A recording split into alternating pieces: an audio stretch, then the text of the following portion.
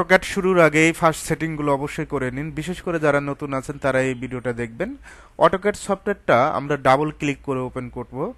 আশা করি যে কেউ ডাবল ক্লিক করে ওপেন করতে পারবে। অটোক্যাডের কাজগুলো একেবারেই সহজ, যে কেউ অটোক্যাডের কাজগুলো শিখতে পারবে।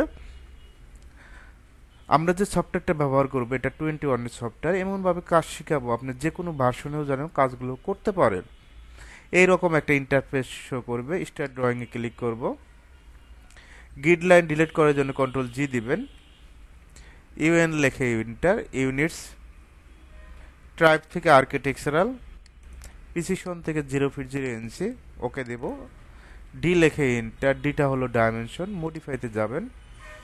প্রাইমারি ইউনিটস, ইউনিট ফরম্যাট থেকে আর্কিটেকচারাল, প্রিসিশন থেকে 0 ফিট 0 ইঞ্চি, টেক্সে যাবেন। টেক্সট থেকে টেক্সট হাইটটা অনলি 5, স্যাম্বল অ্যান্ড অ্যারো, এখান থেকে architectural text, arrow size 4 inch, centre মার্কটা 3 inch, okay. Set current close. USS আইকনটা ফিক্সড করব, জাস্ট মাউসের রাইট, ইউএসএস আইকন আনটিক করে দিবেন।